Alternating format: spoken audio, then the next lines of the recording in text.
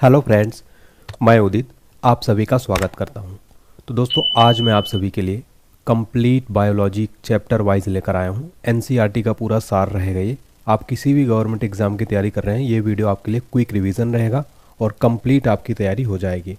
एक बार मैं इंट्रोडक्शन दे देता हूँ आज इस पूरे कंप्लीट वीडियो में क्या पढ़ाऊँगा। देखिए, जीवधारियों को वर्गीकरण, सेल कोशिका विज्ञान, जैव विकास, बॉटनी, पारिस्थितिकी, इसके अलावा प्रदूषण, प्राणी विज्ञान, ह्यूमन बॉडी, पोषक पदार्थ और मानव रोग। देखिए, कुछ फल और उसके खाने योग्य भाग, जीवाणु द्वारा रोग, विषाणु द्वारा रोग, चिकित्सा संबंधी आविष्कार। कहने का मतलब ये है कि इसमें कंप्लीट आपका जो है फ्रेंड्स, कंप्लीट देखिए इस तरीके से मैं आपको एनसीईआरटी कंप्लीट रिवीजन कराऊंगा। क्विक रिवीजन होगा। एग्जाम से पहले इस वीडियो को जरूर देख कर जाइए फ्रेंड्स। आपके एग्जाम में यहाँ से डायरेक्ट क्वेश्चन देखने को मिलेंगे। प्रीवियस ईयर में कई बार ये क्वेश्चन रिपीट हुए हैं। चलिए स्टार्ट कर लेते हैं बिना किसी देरी के। बस इतना है कि बहुत ही कंसंट्रेशन के साथ अगले 1-1.5 घंटे आप इस वीडियो को देखिएगा। कंप्लीट बायोलॉजी आपका तैयार हो जाएगा, क्विक रिवीजन भी हो जाएगा। ठीक है, अगर वीडियो अच्छा लगे तो प्लीज़ लाइक ज़रूर करें, चैनल को सब्सक्राइब जरूर कर दें, बेल आइकन प्रेस कर दें ताकि आपको ऐसी इंपॉर्टेंट वीडियो को नोटिफिकेशन मिलता रहे। आगे बढ़ते हैं। आगे बढ़ने से पहले बताना चाहता हूँ, अगर आपको कंप्लीट पीडीएफ फाइल चाहिए इस क्लास की तो मात्र 11 रुपये में स्पेशल ऑफर चल रहा है। ध्यान दीजिएगा, ऑफर केवल 5000 बच्चों के लिए स्टार्टिंग के। उसके बाद इसका रेट कितना हो जाएगा, 49 रुपीज़। तो आप सभी स्टूडेंट जल्दी से ले लीजिए। इसमें कंप्लीट चैप्टर वाइज जो मैं पढ़ाऊंगा वो मिल जाएगा। डिस्क्रिप्शन बॉक्स में लिंक मिल जाएगा, आप वहाँ से बाय कर सकते हैं। पीडीएफ फाइल आपकी ईमेल में भी अटैच रहता है, वहाँ से डाउनलोड कर सकते हैं। अगर आपको कोई प्रॉब्लम आ रही है, व्हाट्सएप पर दिए गए स्क्रीन पर जो आप नंबर देख पा रहे हैं इस पर मैसेज करिए, आपको पीडीएफ फाइल मिल जाएगा। चलिए आगे बढ़ते हैं, स्टार्ट करते हैं। पहला टॉपिक हमारा जीवधारियों का वर्गीकरण और देखते हैं क्वेश्चन नंबर फर्स्ट। जीव विज्ञान सर्वप्रथम शब्द का प्रयोग सर्वप्रथम किसने किया था? आंसर होगा लेमार्क तथा ट्रेवीरेनस ने जीव विज्ञान जो शब्द है इसका सबसे प्रथम प्रयोग किया था। अगला क्वेश्चन, जीव विज्ञान का जनक किसे कहते हैं, यानी फादर ऑफ बायोलॉजी किसको कहते हैं? अरस्तु को जीव विज्ञान का जनक कहा जाता है। ठीक है, याद रखिएगा, बहुत ही इंपॉर्टेंट क्वेश्चन है। जंतु विज्ञान यानी जूलॉजी का जनक कौन है? अरस्तु। तो जूलॉजी और जीव विज्ञान के जनक हैं अरस्तु। क्वेश्चन एग्जाम में बनते रहते हैं। नेक्स्ट है, आधुनिक वर्गीकरण के पिता यानी फादर ऑफ मॉडर्न टैक्सोनॉमी कौन है? लिनियस। लिनियस जो है फ्रेंड्स ये आधुनिक वर्गीकरण के पिता यानी फादर ऑफ मॉडर्न टैक्सोनॉमी के पिता है। Father of modern taxonomy exam में प्रश्न बनता है। कुल मिलाकर मैं लगभग आपको इसमें 1000 समथिंग क्वेश्चन करवाऊंगा फ्रेंड्स, और ये वीडियो थोड़ा लंबा होगा लेकिन आप इसको थोड़ा थोड़ा करके ज़रूर देखिए। नेक्स्ट है, कार्ले लिनियस की पुस्तक का नाम क्या था जिसमें जीवधारियों को 2 भागों में बांटा है? तो इसका नाम है सिस्टेमा नेचर, आप इसको कह सकते हैं। ठीक है, इनकी पुस्तक का नाम है, कार्ले लिनियस की पुस्तक का नाम था ये। अगला है, वनस्पति विज्ञान जिसे हम बॉटनी कहते हैं कि जनक किसको कहते हैं? थियोफ्रेस्टस। देखिए फ्रेंड, थियोफ्रेस्टस जो हैं ये वनस्पति विज्ञान के जनक हैं, यानी जीव विज्ञान का जनक अरस्तु, जंतु विज्ञान के जनक भी अरस्तु हैं। देखिए, बायोलॉजी और जूलॉजी दोनों के फादर कौन है? अरस्तु हैं, लेकिन जो बॉटनी है इसके फादर हैं थियोफ्रेस्टस। ठीक है, चलिए अगला क्वेश्चन देखते हैं फ्रेंड्स। वैज्ञानिक नामकरण में पहला शब्द व दूसरा शब्द होता है। तो देखिए, वैज्ञानिक नामकरण में पहला शब्द वंश का नाम होता है, फिर जाति का नाम। तो आप यहाँ पर देख पा रहे हो कंप्लीट बेसिक से मैं पढ़ा रहा हूँ। हर एक क्वेश्चन आपको कंप्लीट स्टार्टिंग से बेसिक से पूरा मिलेगा। कंप्लीट जो है अच्छे लेवल तक के क्वेश्चन में करवाऊंगा। मधुमक्खियों का अध्ययन किया जाता है किसमें? एपीकल्चर में। एपीकल्चर में मधुमक्खियों का अध्ययन किया जाता है। रेशम कीट पालन के अध्ययन को क्या कहते हैं? सेरीकल्चर। सेरीकल्चर जो है रेशम कीट पालन के अध्ययन को कहते हैं। मत्स्य पालन के अध्ययन को क्या कहते हैं? पीसीकल्चर। पीसीकल्चर जो है फ्रेंड्स मत्स्य पालन, ठीक है, मछली पालन के अध्ययन को क्या कहते हैं? पीसीकल्चर। कवकों के अध्ययन को क्या कहते हैं? माइकोलॉजी। फ्रेंड्स, कवकों का जो अध्ययन होता है इसको माइकोलॉजी कहते हैं। फ्रेंड्स, ये जो स्टडी है ना, ये एग्ज़ाम में डायरेक्ट पूछा जाता है। यहाँ से प्रश्न तो 100% बनते हैं, इसको रट लीजिए आप लोग। शैवालों के अध्ययन को क्या कहते हैं? फाइकोलॉजी। शैवालों के अध्ययन को फाइकोलॉजी कहते हैं। पुष्पों के अध्ययन को क्या कहते हैं?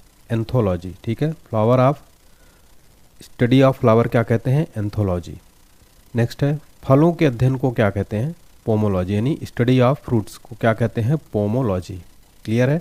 आगे बढ़ते हैं। वीडियो प्लीज़ लाइक करें, काफ़ी मेहनत लगती है, आपका एक लाइक हमें काफ़ी मोटिवेट करता है। कमेंट सेक्शन में एक फीडबैक जरूर दीजिए फ्रेंड्स, मैं सभी कमेंट रीड करता हूँ। अगर क्लास अच्छी लगे तो लिखिए यस सर, नाइस क्लास।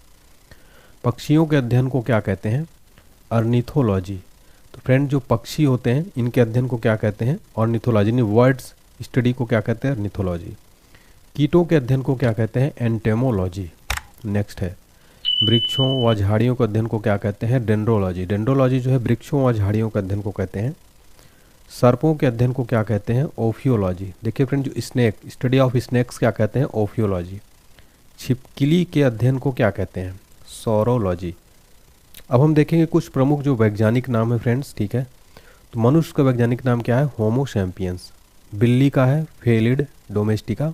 गाय का है बॉस इंडिकास। मेढक का है राना टिग्रिना। कुत्ता का है कैनिस फेमिलिरिस। मक्खी का है मस्का डोमेस्टिका।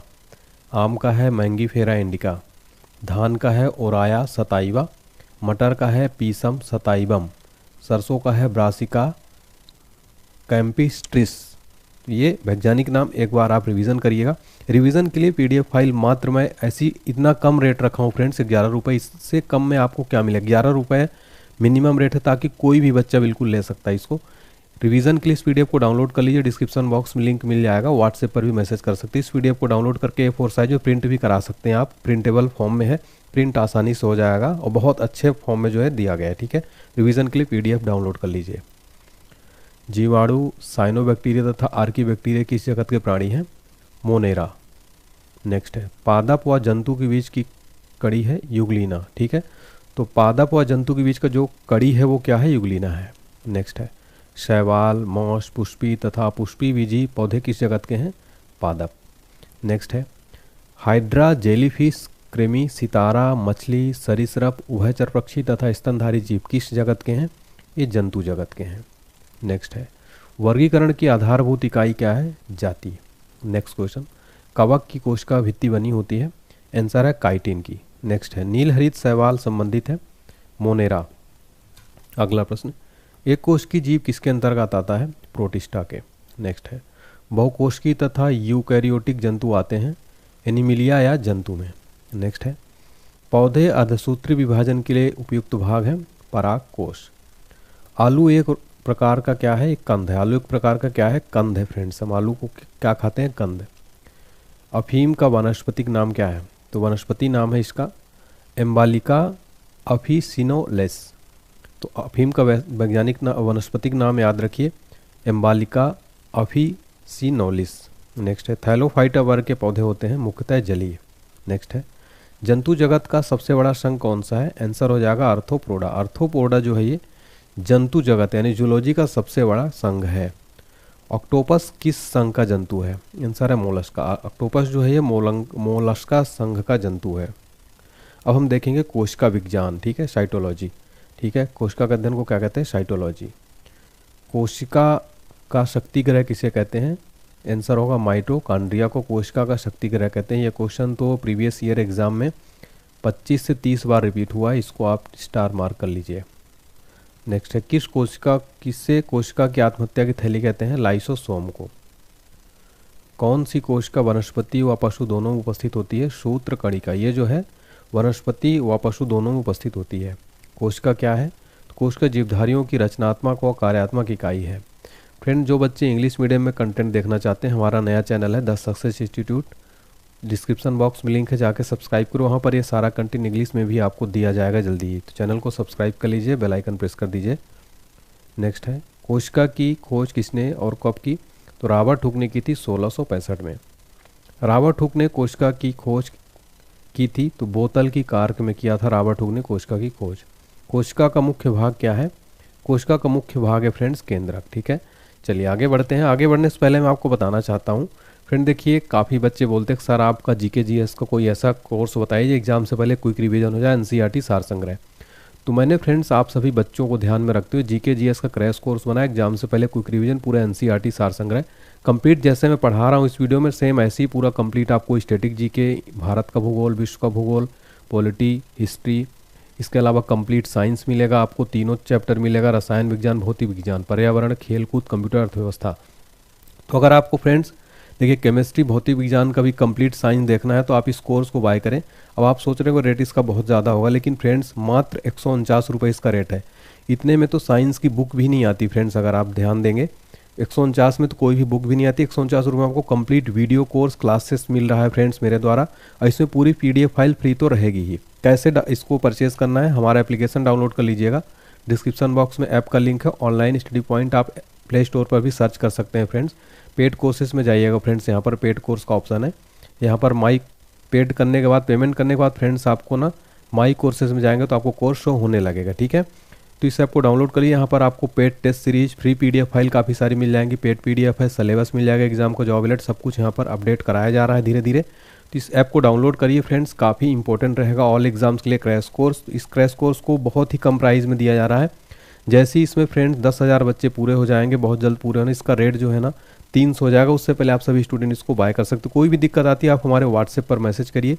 मेरा व्हाट्सएप नंबर क्या है फ्रेंड, मैंने स्टार्टिंग में आपको बताया 7067567024। इस पर आपको कोर्स रिलेटेड, पीडीएफ से रिलेटेड कोई भी परेशानी, कुछ भी इंक्वायरी हो, मैसेज करिए, ठीक है। नेक्स्ट क्वेश्चन देखिए, केंद्रक में क्या पाया जाता है?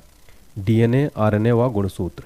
नेक्स्ट है, केंद्रक के मुख्यतः कितने भाग होते हैं? आंसर है 4। राइबोसोम मिलकर बना है RNA plus protein. Next question है, माइटोकॉन्ड्रिया की खोज किसने की थी? आंसर है अल्टमैन ने। माइटोकॉन्ड्रिया की खोज की थी अल्टमैन ने। सबसे छोटी कोशिका कौन सी है? माइकोप्लाज्मा। सबसे बड़ी कोशिका होती है? आंसर है शुतुरमुर्ग पक्षी के अंडे की सबसे बड़ी कोशिका होती है। सबसे लंबी कोशिका तंत्रिका किसकी है? न्यूरॉन। न्यूरॉन जो फ्रेंड्स ये सबसे लंबी कोशिका तंत्रिका है। एग्जाम में डायरेक्ट क्वेश्चन यहाँ से बनता है। सेल वॉल किसमें पाई जाती है? आंसर है पादप। सेल वॉल किसमें पाई जाती है फ्रेंड्स? पादप। अगला प्रश्न है, हरे पौधे की भित्ति किसकी बनी होती है? सेलुलोज की। कोशिका भित्ति का क्या कार्य है? जीवाणु और कवक में कोशिका द्रव और जीव द्रव्य को बाहरी आघात से रक्षा करना। कोशिका में राइबोसोम की अनुपस्थिति में कौन सा कार्य नहीं होगा? प्रोटीन का संश्लेषण नहीं होगा। जीव द्रव्य का नामकरण किसने किया था? पुरकिंजे ने जो है जीव द्रव्य का नामकरण किया था। जीव द्रव्य में अकार्बनिक व कार्बनिक यौगिकों का अनुपात कितना है? 81:19। अगला क्वेश्चन देखिए, कोशिका के अध्ययन को क्या कहते हैं? आंसर है साइटोलॉजी। देखिए फ्रेंड्स, जो कोशिका का अध्ययन है ना, इसको साइटोलॉजी कहते हैं। सबसे लंबी कोशिका किसकी है? तंत्रिका। तंत्र की कोशिका जो है फ्रेंड्स सबसे लंबी कोशिका होती है। याद रखिएगा, प्रीवियस ईयर में ये क्वेश्चन बहुत बार रिपीट हुआ है, 5 स्टार मार्क।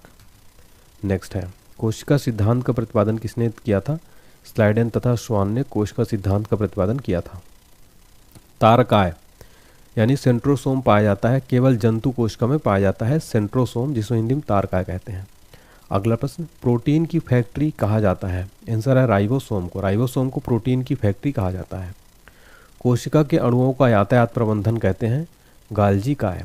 नेक्स्ट है, स्तनधारियों के आरबीसी में नहीं पाया जाता लाइसोसोम। तो स्तनधारियों का आरबीसी में क्या नहीं पाया जाता? लाइसोसोम। पत्तियों का हरा रंग होता है? आंसर है क्लोरोफिल के कारण, यानी पर्णहरित के कारण।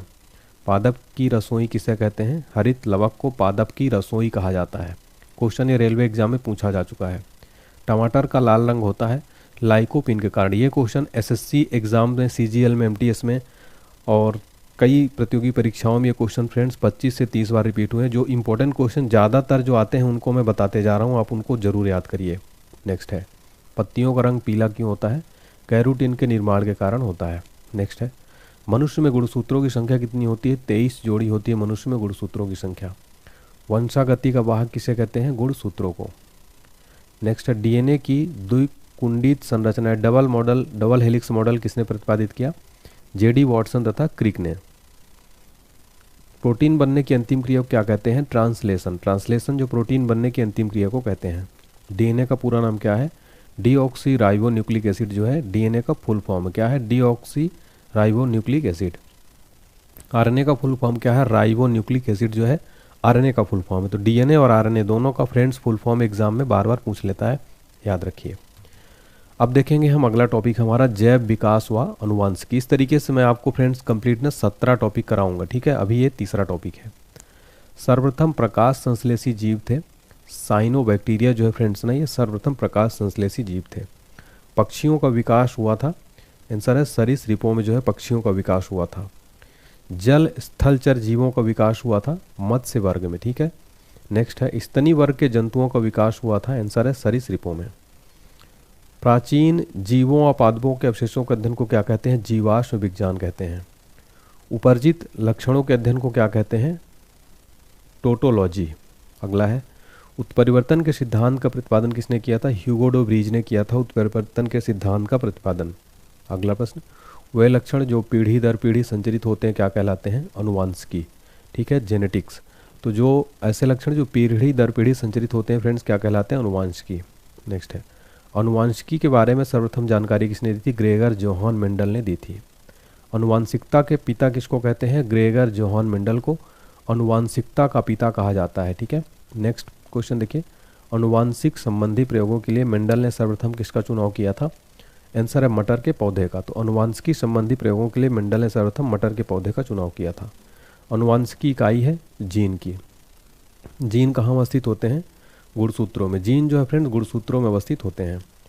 सर्वप्रथम प्रयोगशाला में जीन का संश्लेषण करने वाले वैज्ञानिक कौन थे? डॉक्टर हरगोविंद खुराना। ये जो है सर्वप्रथम प्रयोगशाला में जीन का संश्लेषण करने वाले वैज्ञानिक थे। एक जीन एक एंजाइम सिद्धांत किसने प्रतिपादित किया था? विडल एवं टैटम ने। ठीक है, विडल एवं रैटम ने एक जीन एक एंजाइम सिद्धांत का प्रतिपादन किया। अगला क्वेश्चन, जीन का वर्तमान नाम देने वाले वैज्ञानिक कौन है? जोहानसन। जोहानसन जो है ये जीन का वर्तमान नाम देने वाले वैज्ञानिक हैं। कोशिका में पाए जाने वाला अनुवांशिकी पदार्थ कौन सा है? डीएनए। डीएनए जो है ये कोशिका में पाए जाने वाले अनुवांशिकी पदार्थ हैं। प्रयोगशाला में डीएनए का संश्लेषण किसने किया था?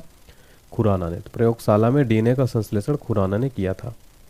माता पिता के गुणसूत्र उनकी संतानों में किसके द्वारा स्थानांतरित होती है? गुणसूत्रों के द्वारा। मनुष्य में द्विगुणित क्रोमोसोम की संख्या कितनी है? आंसर है 23। अगला है, मानव में गुणसूत्रों की संख्या कितनी होती है? 46। अगला प्रश्न है, मनुष्य में नर का गुणसूत्र सम्मिश्रण होता है XY। मनुष्य में मादा का गुणसूत्र सम्मिश्रण होता है XX। अगला प्रश्न, बच्चे के लिंग निर्धारण के लिए उत्तरदायी क्रोमोसोम है पिता का। तो बच्चे का जो लिंग निर्धारण होता है उसके लिए कौन उत्तरदायी क्रोमोसोम होता है? तो पिता का जो क्रोमोसोम होता है फ्रेंड्स वो उत्तरदायी होता है। एक सामान्य मानव शुक्राणु में ऑटोसोम की संख्या कितनी होती है? 22 जोड़ी। कौन सा एक लिंग संलग्न रोग है? वर्णांधता। अगला प्रश्न, शिशु का नेतृत्व स्थापित करने के लिए इनमें में से किस एक तकनीकी का प्रयोग करते हैं? डीएनए फिंगरप्रिंट का। वर्णांधता वाले व्यक्ति को लाल रंग दिखाई देता है तो हरा, वर्णांधता वाला जो व्यक्ति उसको लाल रंग हरा दिखाई देता है। मनुष्य में लाल हरी वर्णांधता को जाना जाता है प्रोटोनोपिया व ड्यूटेरानेपिया के रूप में। एक वर्णांध पुरुष एक सामान्य महिला से विवाह करता है तो वर्णांधता के लक्षण क्या होंगे? तो पुत्रियों के पुत्रों में हो सकते हैं। अगला क्वेश्चन, लाल हरा वर्णांधता होने का कारण क्या है? X गुणसूत्रों की वंशागति।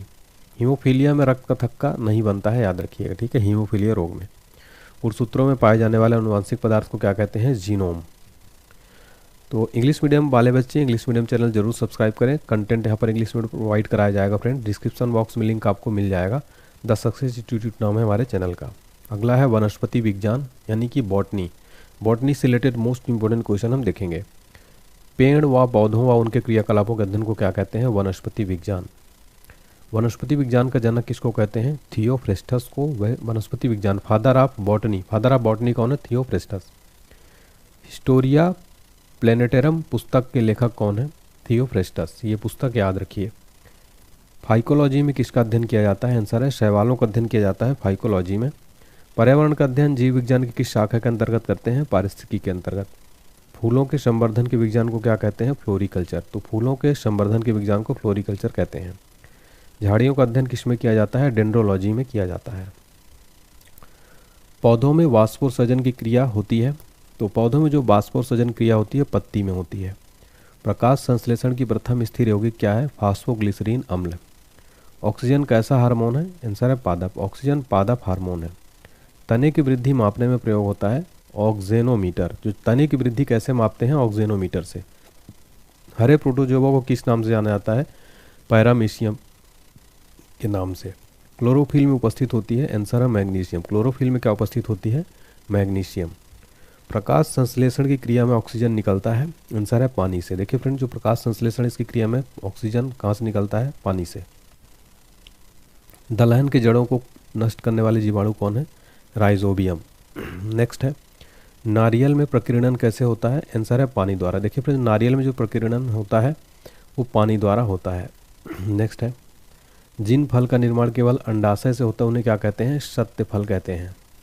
सत्य फल के एग्जाम्पल कौन कौन से उदाहरण? सेब, कटहल, नाशपाती। ये क्या है? सत्य फल, ट्रू फ्रूट्स के एग्जाम्पल हैं। कौन कौन से? सेब, कटहल, नाशपाती। ठीक है, तो सत्य फल हमने देखा, जिन फल का निर्माण केवल अंडाशय में होता है उन्हें क्या कहते हैं? सत्य फल। प्रकाश संश्लेषण की दर सर्वाधिक होती है, लाल प्रकाश में सर्वाधिक जो है प्रकाश संश्लेषण की दर होती है। नेक्स्ट है, जल को जड़ों से पत्तियों तक पहुंचाता है जाइलम। तो यानी कि जल जो है इसको जड़ों से पत्तियों तक कौन पहुंचाता है? जाइलम पहुंचाता है। भोजन को पत्तियों से जड़ तक पहुंचाता है फ्लोएम। जिम्नोस्पर्म का सबसे छोटा पौधा कौन सा है? जैमिया पिग्मिया। नेक्स्ट है, मृदा अपरदन रोकने में सहायता करता है ब्रायोफाइटा। ब्रायोफाइटा जो है मृदा अपरदन रोकने में सहायता करता है ये। नेक्स्ट है, दूध से दही बनने में सहायक होता है। आंसर है लैक्टोबैसिलस। लैक्टोबैसिलस जो है दूध से दही बनने में सहायक होता है। ठीक है, तो जो बैक्टीरिया दूध से दही जमाने वाला जो बैक्टीरिया होता है ना, इसका नाम है लैक्टोबैसिलस। जो दही जमता है और दही में जो बैक्टीरिया पाया जाता है वो गुड बैक्टीरिया, वो है लैक्टोबैसिलस। ठीक है फ्रेंड, तो ये याद रखिए। दूध के पास्चुराइजेशन की खोज किसने की थी? लुई पास्चर ने की थी।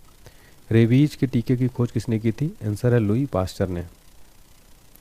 प्रोटीन का सबसे अच्छा स्रोत कौन सा है? सोयाबीन। सोयाबीन जो है फ्रेंड्स प्रोटीन का सबसे अच्छा स्रोत माना जाता है। ठीक है, एग्जाम में कई बार क्वेश्चन पूछा जाता है, याद रखिए। वह पौधा जिसमें पुष्प व बीज नहीं होता क्या कहते हैं? अपुष्पी पौधा कहते हैं, जिसमें पुष्प व बीज नहीं होता। सबसे लंबा जीवित वृक्ष कौन सा है? सिकोया। तो सबसे लंबा जीवित वृक्ष कौन सा? सिकोया है। सबसे बड़ा बीजांड होता है किसमें? साइकस में जो है सबसे बड़ा बीजांड होता है। कवक व शैवाल दोनों वर्ग के पौधे से मिलकर क्या बनता है? लाइकेन। तो कवक व शैवाल दोनों वर्ग के पौधे से मिलकर लाइकेन बनता है। अफीम प्राप्त होती है कच्चे फलों के लेक्टस से। अफीम जो होती है ना, ये कच्चे फलों के लेक्टस से प्राप्त होती है। तंबाकू में सुगंध पैदा करने वाला बैक्टीरिया कौन सा है? Bacillus megaterium. ये जो है तंबाकू में सुगंध पैदा करने वाला बैक्टीरिया है। चावल व गेहूं किस मूल के पौधे हैं?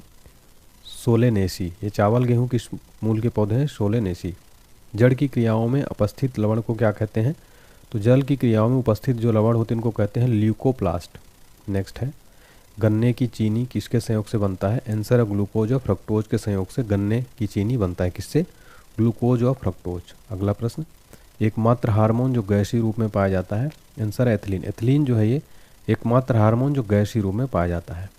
अम्ल वर्षा के लिए कौन उत्तरदायी है? सल्फर और नाइट्रोजन के ऑक्साइड ये अम्ल वर्षा के लिए उत्तरदायी हैं।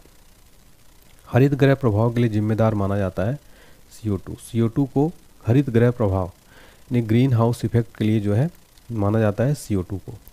अगला प्रश्न, फलों के अध्ययन को क्या कहते हैं? पोमोलॉजी। पोमोलॉजी जो है फलों का अध्ययन कहलाता है। मरुस्थलीय पौधे के अध्ययन को क्या कहते हैं? आंसर है जीरोफाइट्स। जीरोफाइट जो है मरुस्थलीय पौधे के अध्ययन को कहते हैं। पत्तों में वर्ण हरित होता है? आंसर है कोशिका में। सबसे छोटा नग्नबीजी पौधा कौन सा है? जेमिया पिग्मिया। जेमिया पिग्मिया जो है सबसे छोटा नग्नबीजी पौधा है। सबसे लंबा गुणसूत्र होता है ट्राइलियम में, सबसे लंबा गुणसूत्र होता है। सबसे छोटा गुणसूत्र पाया जाता है? आंसर है शैवालों में। शैवालों में सबसे छोटा गुणसूत्र पाया जाता है। फ्रेंड्स, अगर आपको केमिस्ट्री और फिजिक्स का भी इसी तरीके से ऑनलाइन पढ़ना है तो हमारा पेड कोर्स ज्वाइन कर लीजिए, जो मैंने स्टार्टिंग में बताया। एप्लीकेशन में मिल जाएगा। एप्लीकेशन का नाम हमारे क्या है? Online study point. Description box में लिंक है। 149 रुपये रेट इसका मात्र स्टार्टिंग के 10,000 बच्चों के लिए रखा गया है। ये जो है 8,000 लगभग बच्चों ने परचेस कर लिया। 2,000 और सीट है, शायद 1-2 दिन में भर जाए। उसके बाद इसका रेट जो है फ्रेंड्स इस कोर्स का 499 हो जाएगा। उससे पहले आप इस कोर्स को जरूर पढ़िए, बहुत ही इंपॉर्टेंट है। एक बार आप बाय करिए, पढ़िए, भरोसा करिए, काफ़ी अच्छा कोर्स है। इसमें कंप्लीट सब्जेक्ट आपको पूरे history, geography, biology, polity, static, GK बताइए, पूरा कंप्लीट इसी में मिल जाएगा 149 रुपये में। तो ऐसे कोर्स आपको पूरे यूट्यूब पर नहीं मिलेगा। इस कोर्स को जरूर बाय करें, एप्लीकेशन डाउनलोड कर लें, वहाँ से पेमेंट करिएगा और आपको कोर्स अवेलेबल हो जाएगा मात्र 149 में। सबसे छोटा आवृतबीजी पौधा कौन सा है? लेमना जलीय पौधा है। ठीक है, सबसे बड़ा आवृतबीजी पौधा कौन सा है? यूकेलिप्टस है। अगला प्रश्न है, सबसे छोटा पुष्प कौन सा है? वुल्फिया जो है सबसे छोटा पुष्प है। सबसे बड़ा पुष्प कौन सा है? रफलेसिया। अगला है, पौधे का कौन सा भाग शोषण करता है? पत्ती जो है ये शोषण करता है। नेक्स्ट है, सिनकोना वृक्ष के किस भाग से कुनैन प्राप्त किया जाता है? आंसर है तने की छाल से। वृक्षों की छाल पर उगने वाले कवक क्या कहलाते हैं? कॉर्टिकोल्स। कॉर्टिकोल्स जो है फ्रेंड्स ये वृक्षों की छाल पर उगने वाले कवक कहलाते हैं। सबसे बड़ा बीजांड होता है साइकस में। अगला है, भारतीय वानस्पतिक सर्वेक्षण का मुख्यालय कहाँ है? आंसर है कोलकाता में जो है भारतीय वानस्पतिक सर्वेक्षण का हेडक्वार्टर स्थित है। फ्रेंड्स, इस क्वेश्चन को आप 5 स्टार मार्क करना। फ्रेंड्स, ये क्वेश्चन एग्जाम में बहुत बार रिपीट हुआ है। ठीक है, नेक्स्ट है, हाइड्रोपोनिक संबंधित है मिट्टी के बिना पौधे की वृद्धि से। अगला प्रश्न, वन अनुसंधान संस्थान कहाँ स्थित है? आंसर है देहरादून में। किसके कारण फूलों में रंग होता है? एंथोसाइनिन के कारण फूलों में रंग होता है। पौधे के किस भाग से हल्दी पाया जाता है? तने से। पौधे के जो है तने से हल्दी पाया जाता है। पौधे जो खारे पानी से पैदा होते हैं क्या कहलाते हैं? हाइलोफाइट्स। प्रकाश संश्लेषण के दौरान कौन सी गैस निकलती है? ऑक्सीजन। अगला क्वेश्चन है, पत्तियों के छिद्र जिनके द्वारा जल द्रव के रूप में कभी कभी बाहर निकलता है उन्हें क्या कहते हैं? जल रंध्र यानी हाइडेथोड। नेक्स्ट है, हरे पौधे को कृत्रिम ढंग से पकाने में प्रयुक्त होता है एसिटिलीन। एसिटिलीन जो है फ्रेंड्स, जितने भी हरे मतलब हरे फल हैं उनको आर्टिफिशियल तरीके से जो पकाने में प्रयुक्त होता है वो होता है एसिटिलीन। नेक्स्ट है, थार मरुस्थल की हरियाली बनती है अरुद्भिद से। फर्न पौधा किससे संबंधित है? टेरिडोफाइटा से। पौधे द्वारा नाइट्रोजन किस रूप में प्रयोग किया जाता है? नाइट्रेट के रूप में। आलू का बदला हुआ रूप क्या है? तना। हम आलू को क्या खाते हैं? तना खाते हैं। अंतरिक्ष यात्री अपने केबिन में कौन सा सवाल उगाते हैं? क्लोरेला। ठीक है। नेक्स्ट है, कवक के अध्ययन को क्या कहते हैं? माइकोलॉजी जो है कवकों के अध्ययन को कहते हैं। कवक में भोजन संचित रहता है ग्लाइकोजन के रूप में संचित रहता है। जलीय पौधे CO2 कहाँ से लेते हैं? जल में घुली CO2 से। अगला प्रश्न, प्रकाश संश्लेषण के लिए आवश्यक है कार्बन डाइऑक्साइड, पानी, सूर्य, क्लोरोफिल। ये जो है प्रकाश संश्लेषण के लिए आवश्यक है। पौधे की आयु का निर्धारण विधि कहलाती है डेंड्रोलॉजी। ठीक है। डेंड्रोकोलॉजी जो है ये पौधों के आयु के निर्धारण की विधि कहलाती है। पौधे की वृद्धि को नियंत्रित करने वाले हार्मोन्स कौन से हैं? ऑक्सीन हार्मोन जो है पौधे की वृद्धि को नियंत्रित करने वाले हार्मोन्स हैं। ऑक्सीजन का निर्माण होता है पौधे के ऊपरी भाग में। अगला है, बौने पौधों को लंबा करना फूल बनाने में मदद करता है। तो ये जो है निब्रेलिन्स हार्मोन जो है बौने पौधे को लंबा करना फूल बनाने में मदद करना जो है ये मदद करता है। ऑक्सीजन की उपस्थिति कोश का विभाजन व विकास में मदद करती है, साइटोकाइनिन। अगला है, पौधे में RNA एवं प्रोटीन बनाने में सहायक हार्मोन है साइटोकाइनिन। वृद्धि हार्मोन्स किसे कहते हैं? Abscisic acid. तो वृद्धि हार्मोन किसे कहते हैं? एब्सिसिक एसिड को। अगला है, पौधे में एकमात्र ऐसा हार्मोन जो गैसीय अवस्था में होता है, एथिलीन। एथिलीन जो है पौधे में एकमात्र ऐसा हार्मोन है जो गैसीय अवस्था में होता है। फूलों को खिलाने वाला हार्मोन्स कौन सा है? फ्लोरिजेंस। फ्लोरिजेंस जो है ये फूलों को खिलाने वाला हार्मोन्स होता है। पौधों में जख्म भरने का काम करता है ट्राउमैन। तंबाकू की पत्तियों में होने वाले रोग का कारण क्या है? Tobacco mosaic virus. लौंग प्राप्त होती है फूल की कली से जो है ये लौंग प्राप्त होती है फ्रेंड। ठीक है, तो याद रखिए। चलिए अब देखते हैं हमारा अगला टॉपिक, कुछ फल एवं उनके खाने योग्य भाग जो हैं। ठीक है, ये क्वेश्चन एग्जाम में पूछा जाता है। जैसे क्वेश्चन क्या पूछता है कि हम नाशपाती का कौन सा भाग खाते हैं? तो पुष्पासन खाते हैं। ठीक है, पूछ लेगा आपसे पपीता का हम कौन सा भाग खाते हैं? तो मध्य फल वित्ती जो है खाने योग्य भाग होता है। इस तरीके से चलिए देखते हैं। सेब का खाने योग्य भाग है पुष्पासन, नाशपाती का है पुष्पासन, आम का खाने योग्य भाग है मध्य फल वित्ती, अमरूद का है फल वित्ती और बीजांडसन क्योंकि हम उसका बीजा भी खाते हैं, अंगूर का फल खाने योग्य भाग है फल वित्ती बीजांडसन, पपीता का है मध्य फल वित्ती, नारियल का हम खाते हैं भ्रूण पोषण, केला का हम कौन सा भाग खाते हैं? मध्य एवं अंतःवित्ती, गेहूं का हम खाते हैं भ्रूण पोषण एवं भ्रूण, काजू का हम खाते हैं पुष्पवृत्त और बीजपत्र, लीची का हम भाग खाते हैं एरिल, चना का हम भाग खाते हैं बीजपत्र एवं भ्रूण, मूंगफली का कौन सा भाग खाते हैं? बीजपत्र एवं भ्रूण, सहतूत का हम रसीले परिदल पुंज जो है भाग खाते हैं, कटहल का हम परिदल पुंज भाग खाते हैं, नारंगी का हम जूसी हेयर जो है खाते हैं। ठीक है, अब हम देखेंगे पौधों में तत्वों की कमी से उत्पन्न जो रोग होते हैं और लक्षण क्या है, किस तत्व की कमी से होते हैं ये भी देखेंगे। ठीक है, पूरा लक्षण और किस तत्व की कमी से होते हैं देखने वाले हैं। देखिए, आम एवं बैगन में लिटिल लीफ ये किसकी कमी से होता है? जस्ता की कमी से। फ्रेंड देखिए यहाँ पर क्वेश्चन कैसे बनता है कि नींबू में डाई बैक रोग किस तत्व की कमी से होता है? तो आपको बताना है तांबा। इसी तरीके से सारे क्वेश्चन बनते हैं। नींबू में लिटिल लीफ किस तत्व की कमी से होता है? तांबा से। फूल गोभी में ब्राउनिंग रोग किस तत्व की कमी से होता है? बोरोन से। मटर में मार्स रोग किस कमी से होता है? मैग्नीज से। लीची में पत्ती जलना किस कमी से होता है? पोटेशियम। धान में खैरा रोग किस कमी से होता है? जस्ता से। नेक्स्ट है, आलू का ब्लैक हट रोग किस तत्व की कमी के कारण होता है? भंडार में O2 की कमी के कारण। आंवले में निक्रोसिस किस कमी के कारण होता है? बोरान के कारण। सलजम में वाटर कोर किस कमी के कारण होता है? मैग्नीज के कारण। गाजर में कोटर स्पॉट किसकी कमी के कारण होता है? कैल्शियम के कारण। मक्का में वाइट बड किसकी कमी के कारण होता है? जस्ता के कारण। चुरहट चुकंदर में हॉट स्पॉट किसकी कमी कारण होता है? बोरान के कारण। हमारा अब अगला टॉपिक है, यहाँ पर हमने बॉटनी के कंप्लीट जो फ्रेंड देखा, लगभग 150 से ऊपर प्रश्न हमने देखे। अब हम देखेंगे, देखिए फ्रेंड्स, इकोलॉजी यानी पारिस्थितिकी हम देखने वाले हैं, ठीक है। वेरी इंपॉर्टेंट टॉपिक है, एग्जाम में यहाँ से बहुत प्रश्न बनते हैं। चलिए स्टार्ट करते हैं।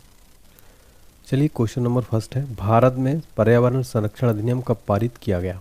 आंसर है 1986 में भारत में पर्यावरण संरक्षण पारित किया गया। विश्व पर्यावरण दिवस कब मनाया जाता है? 5 जून को विश्व पर्यावरण दिवस मनाया जाता है। विश्व पर्यावरण संरक्षण दिवस कब मनाया जाता है? 20 नवंबर को। पारिस्थितिकी शब्द का सर्वप्रथम प्रतिपादन किसने किया था? रिटर ने। पारिस्थितिकी निम्न के बीच पारस्परिक संबंध को दर्शाता है, जीव व वातावरण के बीच जो है पारिस्थितिकी ये संबंध दर्शाता है। पारिस्थितिकी तंत्र शब्दावली किसने प्रस्तुत की थी? आंसर है टेंसले ने। पारिस्थितिकी तंत्र के 2 घटक कौन से हैं? जैविक और अजैविक। नेक्स्ट है, किसी पारिस्थितिकी तंत्र में ऊर्जा के प्रवाह की श्रृंखला क्या है? उत्पादक, उपभोक्ता, अपघटक। परितंत्र में ऊर्जा का प्राथमिक या मुख्य स्रोत क्या होता है? सूर्य का प्रकाश। वायु एवं जल की क्रिया द्वारा भूमि का कटाव कहलाता है अपरदन। अगला प्रश्न, मुख्यतः मैंग्रोव वाली ज्वारी वन कहाँ पाए जाते हैं? आंसर है सुंदरबन डेल्टा में मैंग्रोव वाले ज्वारी वन पाए जाते हैं। मैंग्रोव वनस्पति का मुख्य घटक क्या है? राइजोफेरा जो है मैंग्रोव वनस्पति का मुख्य घटक है। समुद्र के किनारे की वनस्पति क्या कहलाती है? लवणोद्भिद वनस्पति कहलाती है। वे घटक जो अपना भोजन स्वयं बनाते हैं क्या कहलाते हैं? उत्पादक। उत्पादक जो है, ऐसे घटक जो अपना भोजन स्वयं बनाते हैं उत्पादक कहलाते हैं। वे घटक जो उत्पाद द्वारा बनाए गए भोजन का उपयोग करते हैं क्या कहलाते हैं? उपभोक्ता। उपभोक्ता कितने प्रकार के होते हैं? आंसर है 3 प्रकार के होते हैं, ठीक है।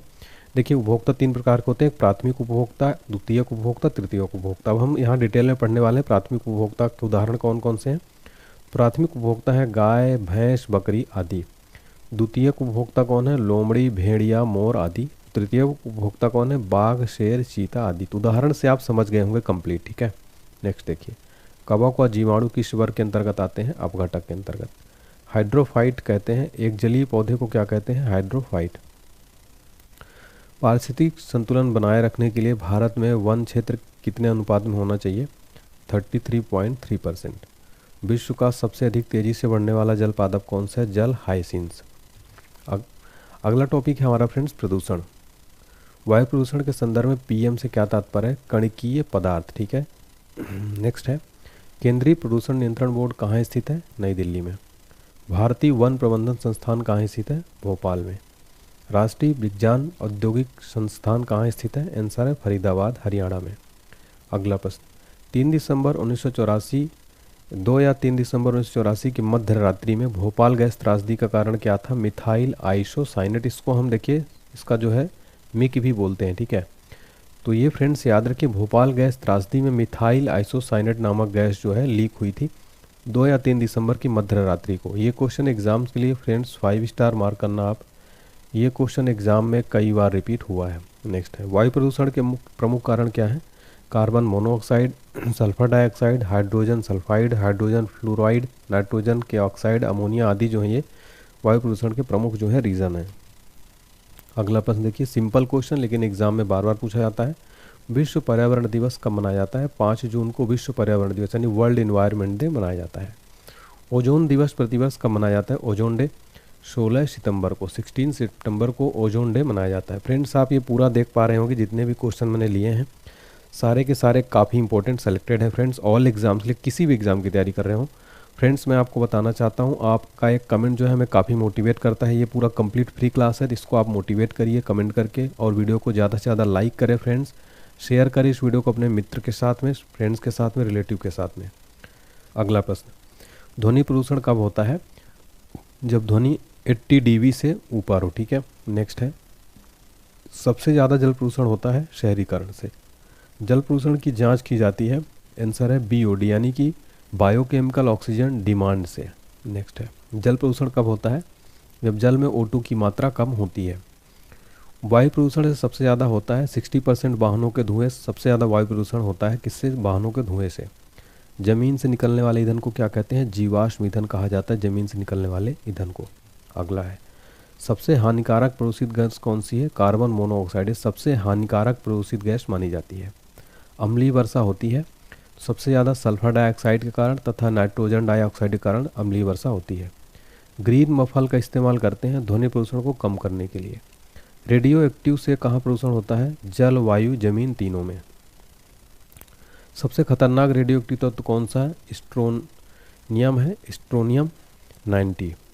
नेक्स्ट है, जेट प्लेन से निकलने वाला प्रदूषित किस श्रेणी में आता है? एरोसॉल से। जेट प्लेन में धुएं से गैसें होती हैं, CFC या N2O। नेक्स्ट क्वेश्चन है, सूर्य से आने वाली हानिकारक पराबैंगनी किरणें होता है, इससे त्वचा कैंसर होता है जो सूर्य से आने वाली हानिकारक पराबैंगनी किरणें होती हैं। हरित गैस कौन सी है? CFC, CO2 और NO2। ग्रीन हाउस की सबसे मुख्य गैस कौन सी है? CO2 है। किस प्रदूषण के कारण मनुष्य के तंत्रिका तंत्र प्रभावित होता है? शीशा के कारण जो है मनुष्य का तंत्रिका तंत्र प्रभावित होता है। कौन सा प्रदूषण मनुष्य के रक्तदाब को बढ़ाता है या हृदय रोग पैदा करता है? कैडमियम। कैडमियम जो है ये प्रदूषण मनुष्य के रक्तदाब को बढ़ाता है, हृदय रोग पैदा करता है। लोहे की खान में काम करने वाले मजदूर किस कारण रोग से ग्रसित होते हैं? सिलिका के कारण। अगला टॉपिक है हमारा प्राणी विज्ञान या जंतु विज्ञान, इसको कहते हैं जूलॉजी कहते हैं। चलिए देखते हैं, जंतुओं एवं उनके क्रियाकलापों के अध्ययन को क्या कहते हैं? प्राणी विज्ञान। एक कोशिकीय प्राणी किस संघ में आते हैं? संघ प्रोटोजोआ में। संघ पेरीफेरा के सभी जंतु पाए जाते हैं, खारे पानी में पाए जाते हैं। अगला है, संघ पेरीफेरा के उदाहरण है साइनस, मथेनिया, स्पंज आदि। संघ सिलिट्रेटा कैसे प्राणी होते हैं? जलीय द्विस्तरीय। संघ सिलिट्रेटा प्राणी के कुछ उदाहरण कौन से? हाइड्रा, जेलीफिश, सी एनीमोन, मूंगा आदि। केचुआ किस संघ का प्राणी है? संघ एनिलिडा का। केचुए में हृदय होता है, 4 जोड़ी होता है। अगला है, आर्थ्रोपोडा संघ की देह गुहा कहलाती है हीमोशील। आर्थ्रोपोडा प्राय होते हैं एक लिंग व निषेचन शरीर के अंदर होता है। आर्थ्रोपोडा संघ के उदाहरण हैं तिलचट्टा, झींगा, मछली, केकड़ा, खटमल, मक्खी, मच्छर, मधुमक्खी, टिड्डा आदि। कॉकरोच के हृदय में होते हैं 13 कक्ष होते हैं। संघ इकाइनोडर्मेटा के सभी प्राणी प्राय होते हैं समुद्री। अगला प्रश्न है, घोंघा सीधी किस संघ के अंतर्गत आते हैं? संघ मोलस्का के अंतर्गत। अगला है, संघ इकाइनोडर्मे के कुछ उदाहरण क्या हैं? Jellyfish, shellfish, crayfish, silverfish, cuttlefish, शेयरफिश, टेकफिश, रेजरफिश, ब्रिटल स्टार आदि क्या हैं? संघ इकाइनोडर्मे के एग्जाम्पल हैं। समुद्री घोड़ा किस वर्ग में आता है? संघ कार्डेटा के। सरीसृप वर्ग के प्राणी हैं छिपकली, सांप, घड़ियाल, कछुआ आदि जो है ये सरीसृप वर्ग के प्राणी हैं। विश्व की एकमात्र जहरीली छिपकली कौन सी है? हीलोडर्मा, ये जो है विश्व की एकमात्र जहरीली छिपकली है। उड़ ना सकने वाले पक्षी कौन से? कीवी और एमू। सबसे छोटा पक्षी कौन सा है? हमिंग बर्ड जो है सबसे छोटा पक्षी है। सबसे बड़ा जीवित पक्षी कौन सा है? शुतुरमुर्ग, ये जो सबसे बड़ा जीवित पक्षी है। स्तनधारी वर्ग में सबसे ज़्यादा तापमान किसका होता है? बकरी का, 39 डिग्री सेल्सियस इसका होता है। ठीक है, सबसे ज़्यादा जो है तापमान इसका होता है बकरी का स्तनधारी वर्ग में। स्तनधारी वर्ग कितने उपवर्गों में बांटा गया है? 3। कौन कौन से? प्रोटोथीरिया, यूथीरिया और मेटाथीरिया। अंडे देने वाले स्तनधारी होते हैं प्रोटोथीरिया, एकिडना, प्लेटिपस। अपरिपक्व बच्चों को जन्म देने वाले होते हैं तो ये होते हैं मेटाथीरिया यानी कंगारू। पूर्ण विकसित शिशुओं को जन्म देते हैं यूथिटी यानी मनुष्य। उपकला ऊतक के क्या कार्य हैं? यह शरीर के अतरंगों को चोट से बचाता है। संयोजी ऊतक का कार्य क्या है? शरीर के अन्य ऊतकों तथा अंगों को आपस में जोड़ने का कार्य करता है। नेक्स्ट क्वेश्चन देखिए हमारा। नेक्स्ट क्वेश्चन है, मानव शरीर में मांसपेशियों की संख्या कितनी है? 639। मानव शरीर की सबसे बड़ी मांसपेशी कौन सी है? ग्लूटियस मैक्सिमस, कूल्हा की मांसपेशी। मानव शरीर की सबसे छोटी मांसपेशी कौन सी है? स्टेपिडियस। अगला है, तंत्रिका ऊतक को और किस नाम से जानते हैं? आंसर है चेतना ऊतक से। मानव रक्त क्या है? एक तरल संयोजी ऊतक है मानव रक्त। मानव रक्त की मात्रा शरीर के भार का कितना होता है? लगभग 7%। मनुष्य के रक्त का पीएच मान कितना होता है? 7.4 क्षारीय होता है। एक वयस्क मनुष्य में औसत रक्त की मात्रा कितनी होती है? आंसर है 5 से 6 लीटर एक वयस्क मनुष्य में औसत रक्त की मात्रा होती है। देखिए रक्त जो है प्लाज्मा और रुधिराणु देख लेते हैं। तो देखिए फ्रेंड, जो प्लाज्मा है रक्त की अजीवित तरल भाग है और रक्त का 55 से 60% प्लाज्मा होता है।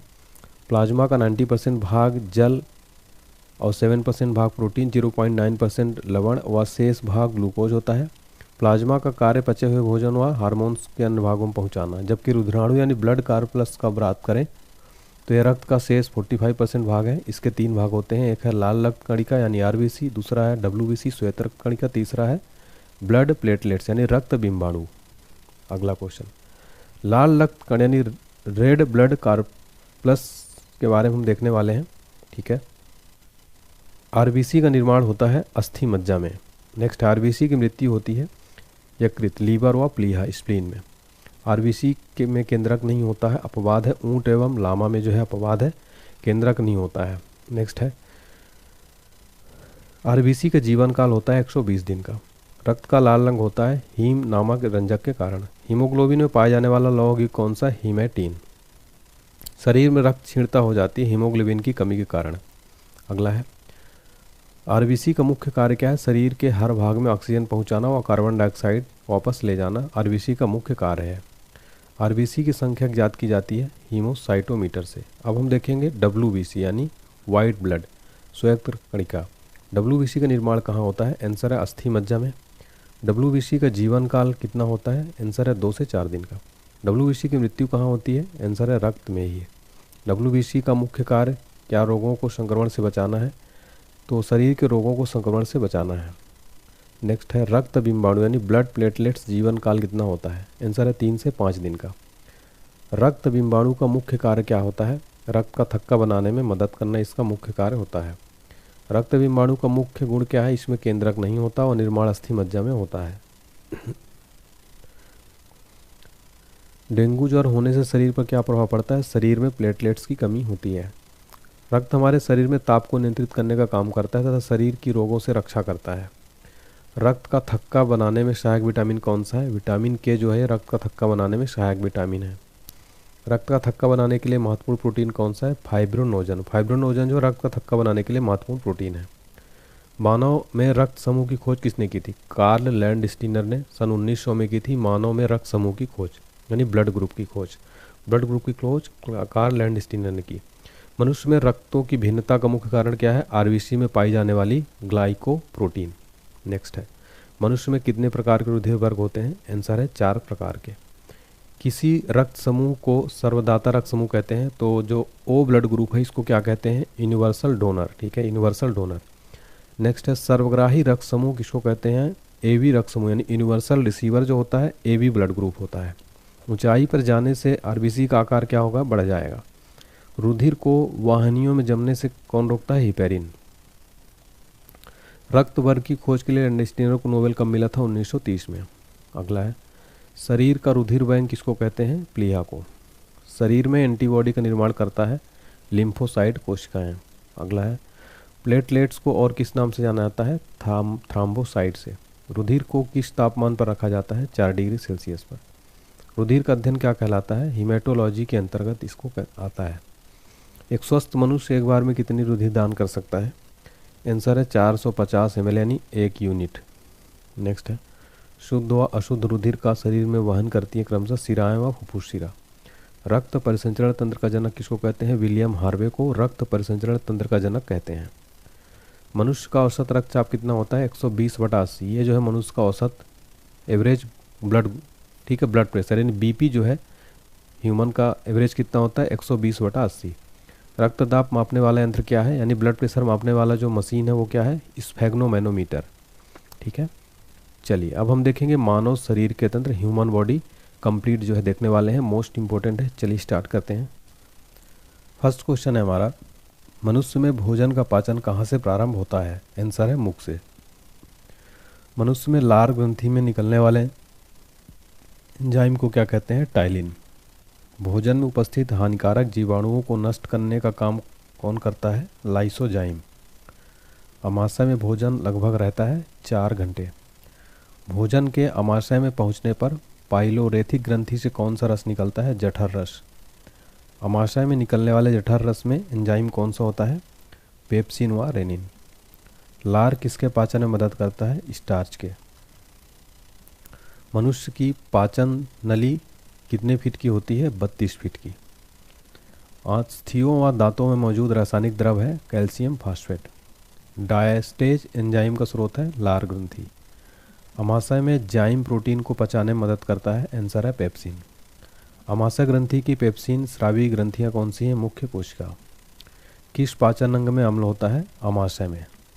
कौन सा अम्ल अमाशय में रहता है? हाइड्रोक्लोरिक अम्ल अमाशय में रहता है। मवेशी घास निगलने के बाद कहाँ संग्रहित करते हैं? प्रथम अमाशय में।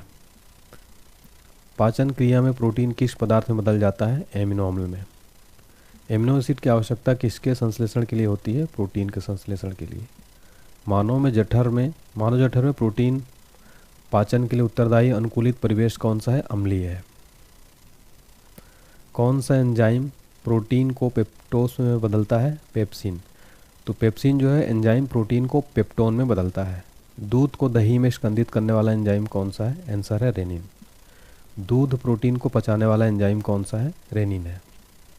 दूध में कौन सा प्रोटीन शर्करा युग्म होता है? Casein, lactose. दूध में पाया जाने वाला मुख्य प्रोटीन कौन सा है? केसीन है। ग्लूकोज को इथाइल अल्कोहल में कौन सा एंजाइम बदलता है? जाइमेज। किस एंजाइम की उपस्थिति के कारण एचआईवी अक्सर अपना आकार बदल लेते हैं? रिवर्स ट्रांसक्रिप्टेड के कारण। मछली प्रथम श्रेणी का प्रोटीन है क्योंकि उसमें होते हैं आवश्यक अमीनो अम्ल। मुख यानी मंड स्टार्च शर्करा में पाचन किसके द्वारा होता है? टाइलिन के द्वारा। कौन सा एक रेशेदार प्रोटीन है? कीरेटीन एक रेशेदार प्रोटीन है। कौन से अंग पर उंगली के समान उभरी हुई संरचना होती है जिन्हें दीर्घ रोम अथवा रजा अंकुर कहते हैं? छोटी आंत। अगला है, मानव शरीर में पाचन का अधिकांश भाग किस अंग में संपन्न होता है? आंसर है छोटी आंत में। अधिकतम पोषक तत्व रक्त में कहाँ अवशोषित होते हैं? छोटी आंत में। सिग्मोइड कोलन इसका एक भाग है? बड़ी आंत का। मानव शरीर में सबसे बड़ी ग्रंथि कौन सी है? आंसर है लीवर। लीवर जो है मानव शरीर में सबसे बड़ी ग्रंथि है। लीवर किसका भरपूर स्रोत है? वसा घुलनशील विटामिन का भरपूर स्रोत है। किसका संश्लेषण यकृत द्वारा किया जाता है? Vitamin A. पचे हुए भोजन में मौजूद विषैले पदार्थ कौन सा अंग चूषण करते हैं? यकृत। वह कौन सा अंग है जो मानव शरीर में ग्लाइकोजन के रूप में कार्बोहाइड्रेट जमा करता है? आंसर है यकृत। कौन सा अंग ग्लाइकोजिन को ग्लूकोज में बदलता है और रक्त को शुद्ध करता है? यकृत यानी लीवर। ये जो है ग्लाइकोजिन को ग्लूकोज में बदलता है और रक्त को शुद्ध करता है। स्तनधारी किसमें यूरिया बनाते हैं? यकृत में। ग्लाइकोजन किस अंग में जमा होता है? आंसर है यकृत में। हेपेटाइटिस मानव शरीर के किस अंग को प्रभावित करता है? आंसर है यकृत को। पीलिया रोग किसके संक्रमण से होता है? आंसर है यकृत के संक्रमण से। किस ग्रंथि में पित्त का उत्पादन होता है? आंसर है यकृत में पित्त का उत्पादन होता है। पित्त कहाँ संग्रहित होता है? आंसर है पित्ताशय में। मानव शरीर की कौन सी ग्रंथि एक साथ अंतःस्रावी और बहिस्रावी दोनों का कार्य करती है? आंसर है अग्नाशय। इंसुलिन किस ग्रंथि द्वारा बनता है? आंसर है अग्नाशय द्वारा। पैंक्रियास की कोशिकाएं जो इंसुलिन द्वारा उत्पन्न करती हैं क्या कहलाती हैं? आइलेटस ऑफ लैंगरहैंस। इंसुलिन की खोज किसने की थी? बैटिंग व बेस्ट ने की थी इंसुलिन की खोज। इंसुलिन एक प्रकार का क्या है? ये सर है हार्मोन। कौन सा हार्मोन रक्त में शर्करा की मात्रा को नियंत्रित करता है? आंसर है इंसुलिन। इंसुलिन हार्मोन जो है ये रक्त में शर्करा की मात्रा को नियंत्रित करता है। निम्न में से किस कोशिकाओं में इंसुलिन का रिसाव होता है? आंसर है बीटा कोशिकाओं में इंसुलिन का रिसाव होता है। शरीर के किस अंग की खराबी से मधुमेह रोग होता है? आंसर है पैंक्रियास। पैंक्रियास की खराबी से क्या होता है? डायबिटीज़। किस रंग द्रव्य की उपस्थिति के कारण मानव मल का रंग पीला होता है? यूरोबिलिन। तो यूरोबिलिन के कारण जो है मानव मल पीला होता है। किस भाग में पाचक व श्वसन नलियाँ क्रॉस करती हैं? ग्रसनी में। अगला प्रश्न है, आहार में लवण का मुख्य उपयोग क्या है? भोजन को स्वादिष्ट बनाना आहार में लवण का मुख्य उपयोग है। पशु प्रोटीन को प्रथम श्रेणी का प्रोटीन क्यों मानते हैं? अनिवार्य एमिनो एसिड से भरपूर होता है। प्रोटीन व पेप्टोन को पॉलीपेप्टाइड व अमीनो अम्ल में परिवर्तित कौन करता है? इरिप्सिन। नेक्स्ट है, मांड को घुलनशील शर्करा में परिवर्तित करने वाला कार्य करता है एमाइलेज। वसा को ग्लिसरीन तथा फैटी एसिड में परिवर्तित करता है? आंसर है लाइपेज।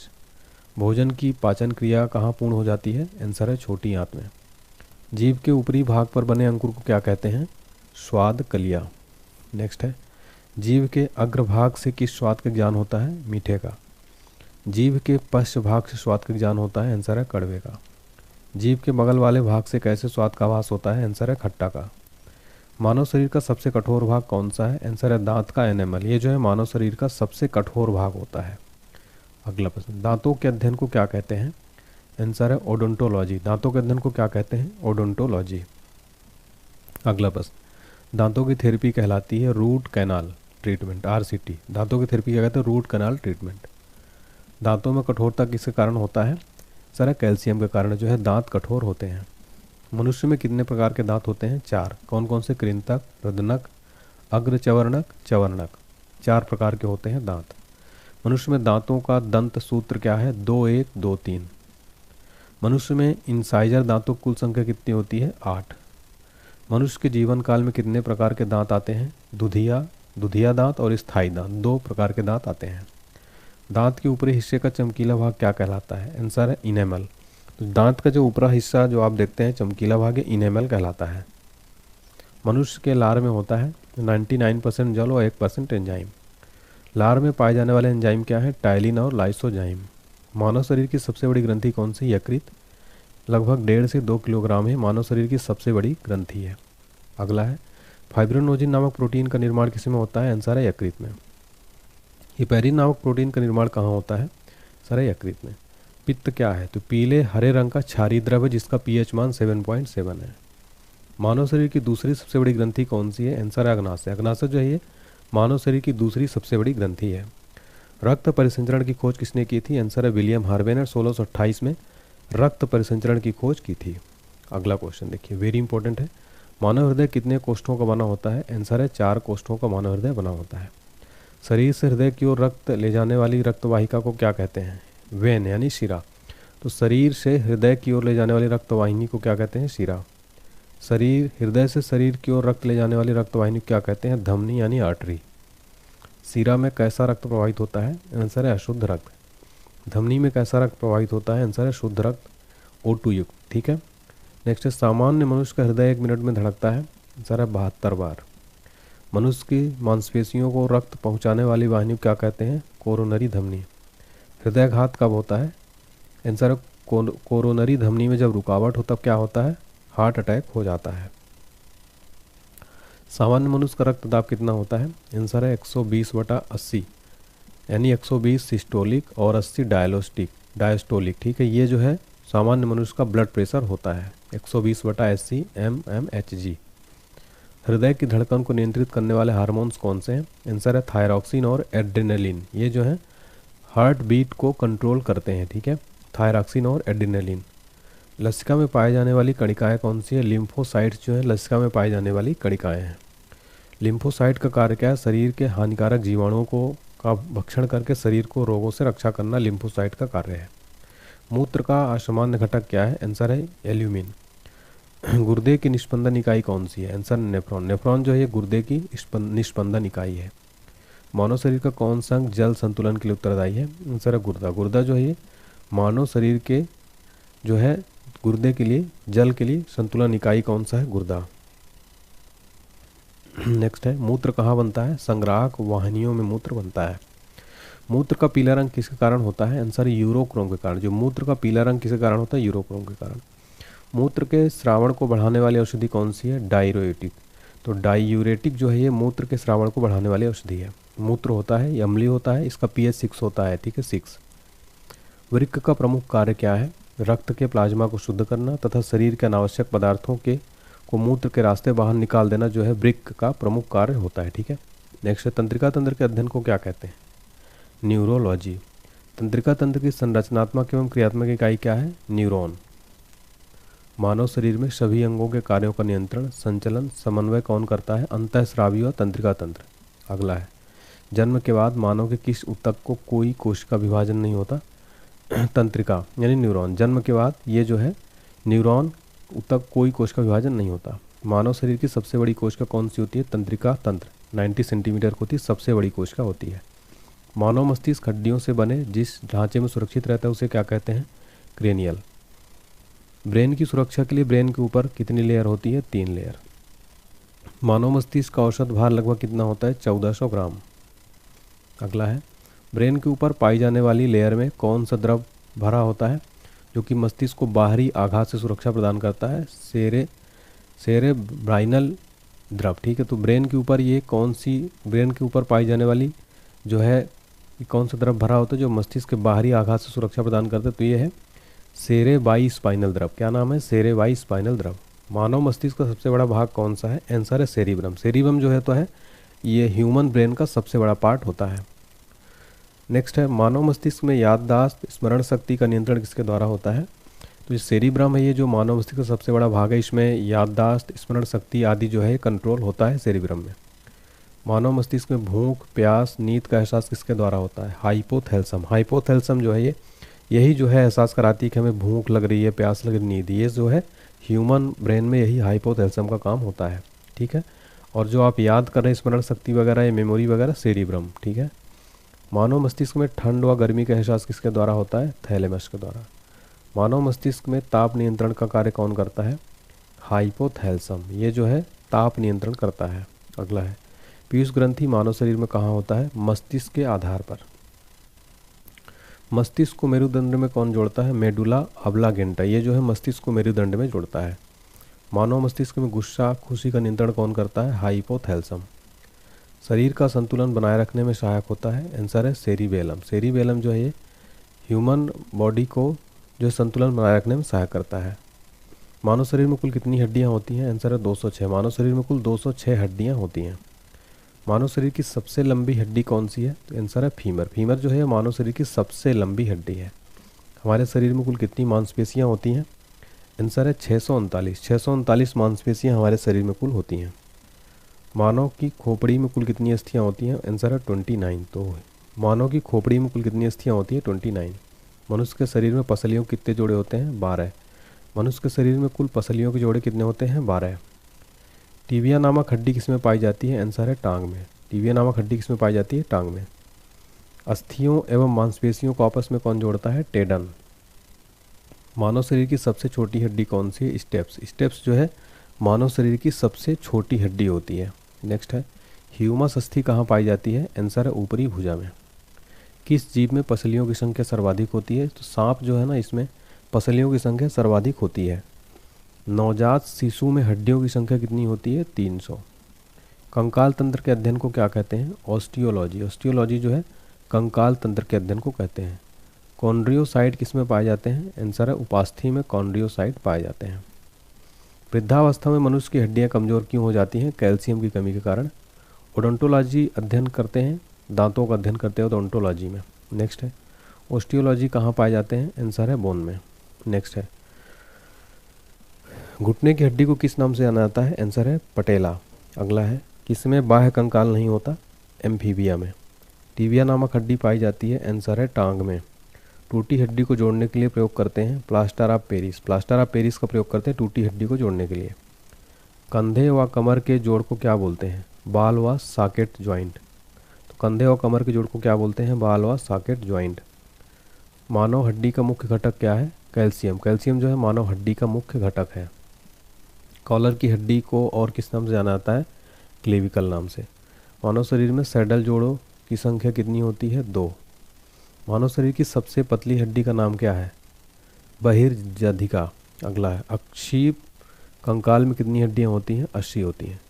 शरीर की सबसे लंबी व भारी हड्डी का नाम क्या है? जांघ की हड्डी जो है शरीर की सबसे लंबी व भारी हड्डी है। अस्थि को अस्थि से जोड़ने का कार्य क्या करता है? लिंगामेंट। मास्टर ग्रंथि के नाम से जाना जाता है? आंसर है पीयूष ग्रंथि को मास्टर ग्रंथि के नाम से जाना जाता है। फेफड़े का बाहरी आवरण बना होता है? आंसर है प्लूरल झिल्ली को। ये जो फेफड़े का बाहरी आवरण बना होता है प्लूरल झिल्ली। कुछ जंतुओं में नीला रुधिर होता है, क्यों? हिमाइसिन के कारण। मानव शरीर में श्वसन का सबसे महत्वपूर्ण अंग कौन सा है? फेफड़ा। फेफड़ा जो है मानव शरीर में श्वसन का सबसे महत्वपूर्ण अंग है। ये श्वसन का नियंत्रण मस्तिष्क किस नाम से होता है? ऑब्लांगेटा से।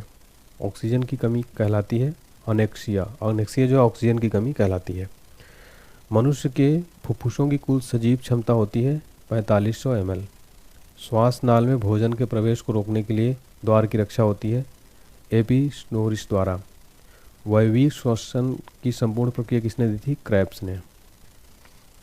स्तनियों में गैसों का विनिमय कहाँ होता है? आंसर है एल्विलाई में। अगला है मानव की सामान्य श्वास दर होती है 16 बार प्रति मिनट जो है मानव की सामान्य श्वास दर होती है। नेक्स्ट ऑक्सीजन का परिवहन होता है सर है आरबीसी से। अगला प्रश्न रुधिर में CO2 का वहन किस रूप में होता है? Sodium bicarbonate. आहार नली व श्वास नली जहां आपस में मिलती है उसे क्या कहते हैं? सर है ग्रसनी। श्वसन के दौरान ली गई गैस को शरीर में कोशिका तक पहुंचाने का कार्य कौन करता है? रक्त करता है। अनाक्षी श्वसन के दौरान एक ग्लूकोज के अणु से कितने एटीपी ऊर्जा प्राप्त होती है? आंसर है 2। श्वसन दर को किस यंत्र से नियंत्रित करते हैं? आंसर है स्पायरोमीटर। जो श्वसन दर है इसको किस यंत्र से मापा जाता है? स्पायरोमीटर यंत्र से मापा जाता है। अगला है, सिगरेट व धूम्रपान से फेफड़ों में कौन सा रोग हो जाता है? आंसर है एम्फाइसमा रोग। ठीक है, एम्फाइसमा जो है फेफड़ों में रोग हो जाता है धूम्रपान और सिगरेट से। अब हमारा अगला टॉपिक है पोषक पदार्थ। क्वेश्चन नंबर फर्स्ट है हमारा, वह पदार्थ जो विभिन्न प्रकार के जैविक क्रियाओं में संचालन व संपादन में आवश्यक होते हैं क्या कहलाते हैं? पोषक पदार्थ। पोषक पदार्थ कितने प्रकार के होते हैं? आंसर है 4 प्रकार के। ऊर्जा उत्पादक पोषक पदार्थ कहते हैं वह पदार्थ जो ऊर्जा उत्पन्न करते हैं, जैसे वसा, कार्बोहाइड्रेट आदि को ऊर्जा उत्पादक पोषक पदार्थ कहते हैं। उपापचयी नियंत्रक पदार्थ वे होते हैं वे जो शरीर की विभिन्न उपापचयी क्रियाओं को नियंत्रण करते हैं, जैसे विटामिन, लवण, जल आदि। नेक्स्ट है, शरीर में वृद्धि का निर्माण पदार्थ कौन से हैं? प्रोटीन। अनुवांशिक पदार्थ होते हैं वे पोषक पदार्थ जो शरीर में अनुवांशिक गुणों को एक पीढ़ी से दूसरी पीढ़ी ले जाते हैं, जैसे न्यूक्लिक अम्ल। कार्बोहाइड्रेट में कार्बन, हाइड्रोजन, ऑक्सीजन का अनुपात कितना होता है? 1:2:1। 1 ग्राम ग्लूकोज के ऑक्सीकरण कितनी ऊर्जा उत्पन्न होती है? 4.2 कैलोरी। शरीर में ऊर्जा की सर्वाधिक आपूर्ति कहाँ से होती है? कार्बोहाइड्रेट से 50 से 75%। कार्बोहाइड्रेट कितने प्रकार के होते हैं? 3 प्रकार के होते हैं। कौन कौन से? Monosaccharide, disaccharide, polysaccharide.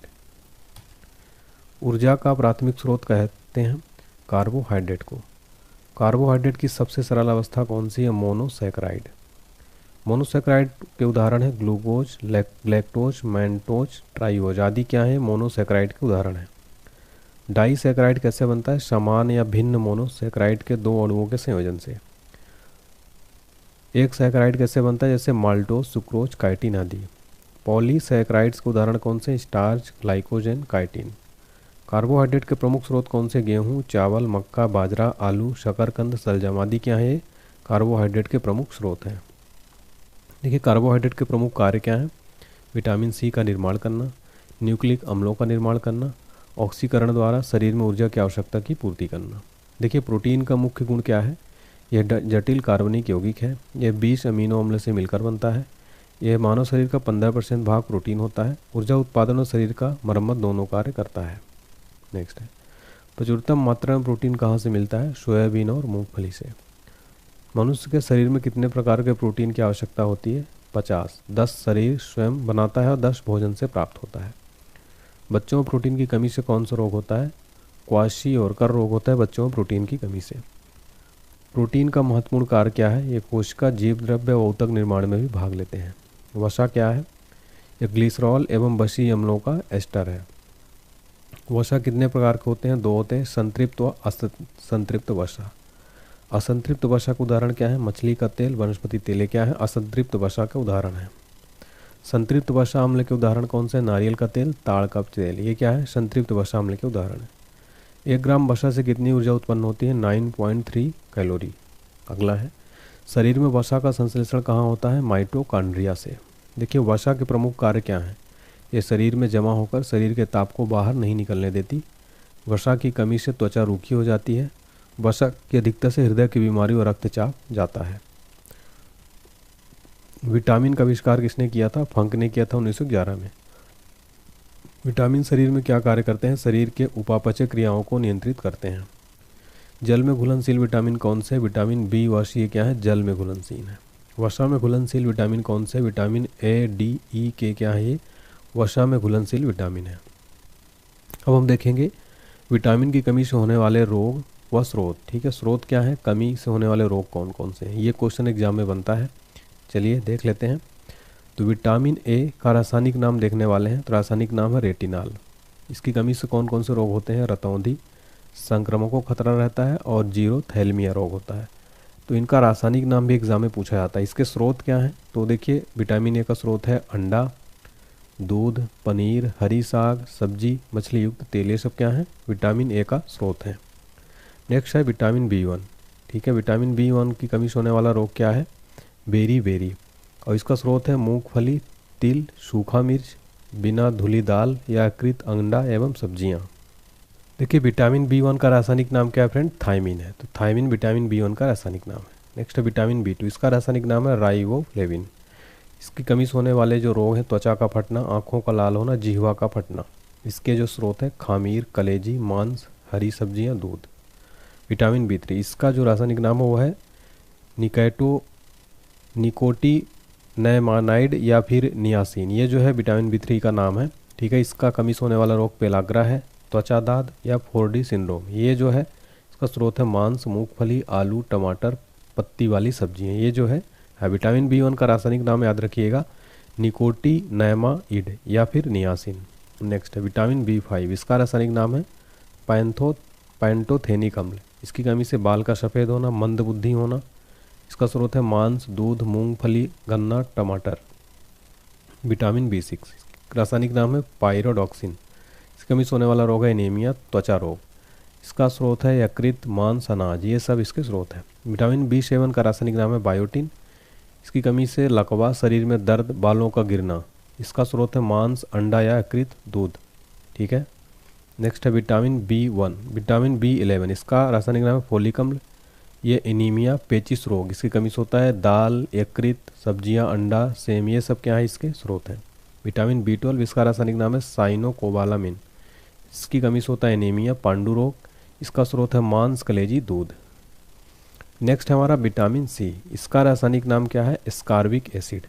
इसकी कमी से होने वाले रोग है स्कर्वी, मसूड़े का फूलना। इसका स्रोत है नींबू, संतरा, नारंगी, टमाटर, खट्टे पदार्थ, मिर्च, अंकुरित अनाज इत्यादि।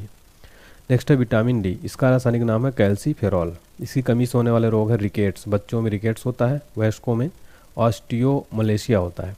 इसका स्रोत है मछली युक्त तेल, दूध, अंडे।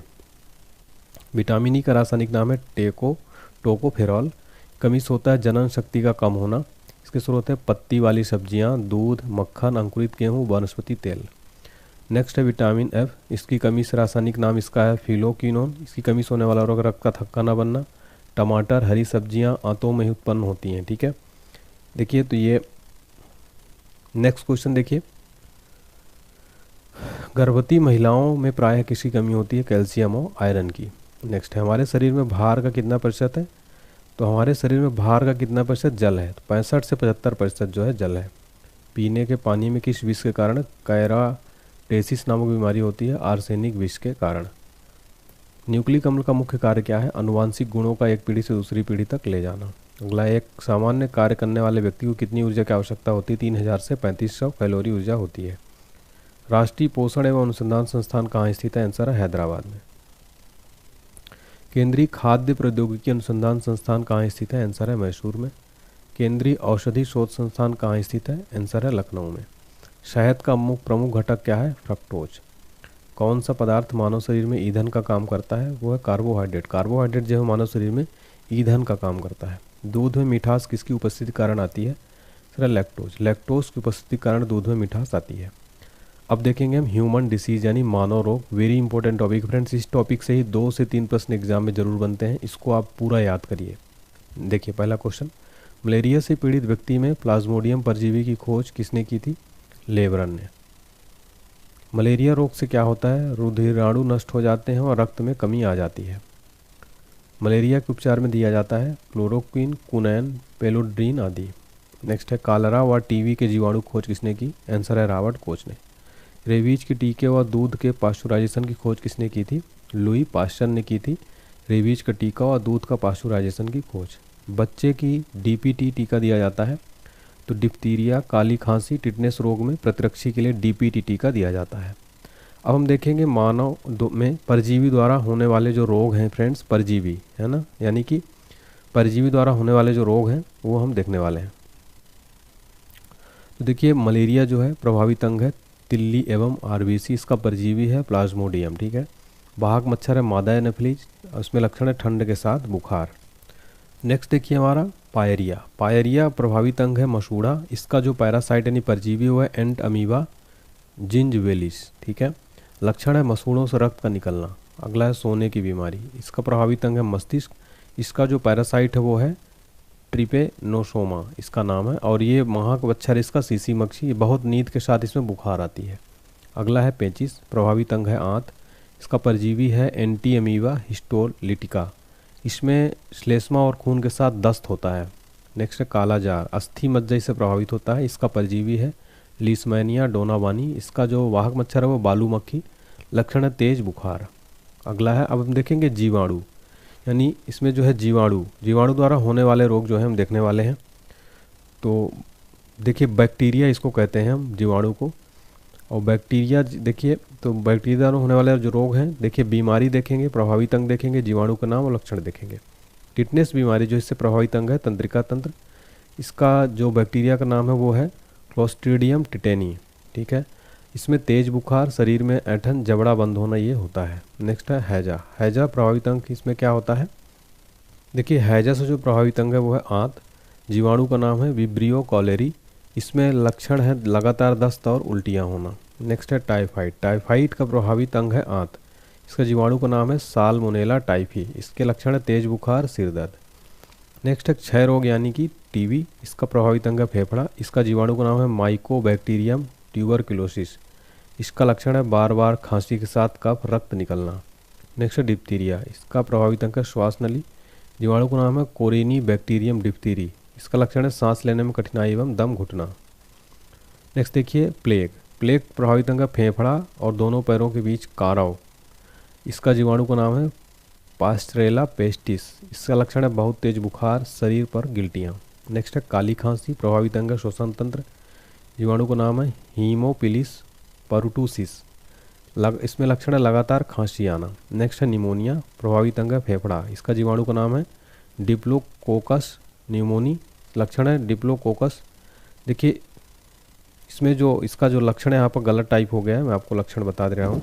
देखिए फ्रेंड्स, निमोनिया के जो लक्षण होते हैं वो क्या होते हैं, तो इसमें देखिए बुखार होती है, कपकपी होती है और सांस लेने में तकलीफ, साथ ही खांसी और हरा पीला खूनी बलगम इसमें आता है, ठीक है। चलिए नेक्स्ट है हमारा कोढ़ से तंत्रिका तंत्र त्वचा प्रभावित होती है, इसका बैक्टीरिया का नाम है माइकोबैक्टीरियम लेप्री, इसमें शरीर पर चकत्ते पड़ते हैं, तंत्रिकाएँ प्रभावित होती हैं। नेक्स्ट है हमारा गोगोनोरिया, इसमें प्रभावित अंग मूत्र मार्ग, इसका जीवाणु का नाम है नाइसेरिया गोगोनेरियाई, इसमें मूत्र मार्ग में सूजन आ जाता है। नेक्स्ट है सिफिलिस, ये है शिश्न और इसमें होता है, इसका नाम है जो है टैपोनोमा पैलिडम, इसमें शिश्न में घाव हो जाता है। अगला है हमारा विषाणु यानी वायरस द्वारा होने वाले रोग। अब हम वायरस द्वारा होने वाले रोग देखेंगे। एड्स पहला रोग है एड्स, इस प्रभावित अंग है प्रतिरक्षा प्रणाली यानी WBC, इसका विषाणु का नाम है HIV, इसका लक्षण है रोग प्रतिरोधक क्षमता का नष्ट होना। नेक्स्ट डेंगू ज्वर, संपूर्ण शरीर खासकर सिर, आंख एवं जोड़ में क्या होता है, तो ये है देखिए अरबो वायरस, इससे लक्षण है आंखों, पेशियों, सिर तथा जोड़ों में दर्द। नेक्स्ट है पोलियो से प्रभावित अंग गला, रीढ़, नाड़ी, ये जो है इसमें विषाणु का नाम है पोलियो, लक्षण है ज्वर, बदन में दर्द, रीढ़ की हड्डी की कोशिकाएं नष्ट हो जाती हैं। नेक्स्ट है इन्फ्लुएंजा, इससे संपूर्ण शरीर प्रभावित होता है, इसका नाम है मिक्सो वायरस, इसके लक्षण है गलशोथ, छींक या बेचैनी। नेक्स्ट है चेचक, प्रभावित अंग संपूर्ण शरीर, विषाणु का नाम है वेरियोला वायर, लक्षण है तेज बुखार, शरीर पर लाल दाने आना। नेक्स्ट है छोटी माता, संपूर्ण शरीर, इसका वायरस है वेरिसेला वायर, हल्का बुखार, शरीर पर पित्तिकाएँ होती हैं। नेक्स्ट है गलशोथ, ये इससे प्रभावित अंग पैराथायराइड ग्रंथि, लक्षण है ज्वर के साथ मुंह खोलने में कठिनाई। नेक्स्ट है खसरा, संपूर्ण शरीर प्रभावित होता है, विषाणु का नाम है मोरविली वायर, शरीर पर लाल दाना हो जाता है। नेक्स्ट है ट्रेकोमा, प्रभावित अंग है आँख, इसमें क्या होता है आँख का लाल होना, आँखों में दर्द होना। फिर है हिपेटाइटी या पीलिया, ठीक है, ये है इससे प्रभावित अंग है यकृत, इसे पेशाब पीला, आँख का पीला, त्वचा पीला हो जाना, ये सब जो इसके लक्षण है पीलिया के। नेक्स्ट है रेबीज, इससे प्रभावित अंग तंत्रिका तंत्र, वायरस का नाम है रैप्डो वायरस, रोगी पागल हो जाता है, जीभ बाहर निकालता है इसमें। नेक्स्ट है मेनिनजाइटिस, प्रभावित अंग है मस्तिष्क, लक्षण है तेज बुखार। अगला है हर्पीज, प्रभावित अंग है त्वचा, विषाणु का नाम है हर्पीज, त्वचा में सूजन हो जाती है, ठीक है। चलिए अगला देखते हैं फफूंद द्वारा होने वाले प्रमुख रोग कौन से हैं। दमा, एथलीट फुट, खाज, गंजापन, दाद आदि ये फफूंद द्वारा होता है। नेक्स्ट है मनुष्य में होने वाले प्रमुख अनुवांशिक रोग कौन से। वर्णांधता, haemophilia, Turner syndrome, Klinefelter syndrome, Down syndrome में क्या है मनुष्य में होने वाले अनुवांशिक रोग हैं, जेनेटिकल रोग है, ठीक है। वर्णांधता हो गया, हीमोफीलिया। कीमोथेरेपी किसके उपचार में दी जाती है, आंसर है कैंसर के उपचार में। अस्थि कैंसर किसके कारण होता है, आंसर रेडियो सक्रिय स्ट्रांसियम 90 के कारण। एलिसा टेस्ट किस रोग के जांच में होता है, HIV वायरस। HIV का पूरा नाम क्या है? ह्यूमन इम्यूनो वायरस HIV का पूरा नाम है। फिर एड्स का पूरा नाम क्या है? Acquired immuno deficiency syndrome AIDS का पूरा नाम है। एड्स रोग किससे होता है? वायरस या विषाणु के द्वारा। डेंगू ज्वर किसके काटने से फैलता है? मादा एनोफिलीज के काटने से। पीलिया वैक्सीन की खोज किसने की थी? पोलियो वैक्सीन की खोज किसने की थी? जॉन साल्क ने की थी। अगला है BCG का पूरा नाम क्या है? Bacillus Calmette Guerin. देखिए नेक्स्ट है DPT का पूरा नाम क्या है? तो डिप्थीरिया, फिर है पर्टूसिस और टेटनस, ये जो है DPT का पूरा नाम है। चलिए अब देखेंगे चिकित्सा संबंधी आविष्कार। हम आविष्कार देखेंगे, आविष्कारक एग्जाम में डायरेक्ट प्रश्न यहाँ से बनते हैं। देखिए पहला है विटामिन। विटामिन का आविष्कारक खोज किसने की थी? फंक ने। विटामिन B की खोज किसने की? मैकुलन ने। विटामिन D के आविष्कारक कौन है? हॉपकिंस। स्ट्रेप्टोमाइसिन के आविष्कारक कौन है? बॉम्समैन। होम्योपैथी के आविष्कारक कौन है? हनीमैन। ओपन हार्ट सर्जरी के आविष्कारक कौन है? वाल्ट ललहिलेहल। प्रथम परख नली शिशु के आविष्कारक कौन है? एडवर्डस एवं स्टेप्टो। एंटीजन के आविष्कारक कौन है? Land Steiner. क्लोरोफॉर्म के आविष्कारक कौन है? हैरिसन तथा सिम्सन। टेरामाइसिन के आविष्कारक कौन है? फिनेल।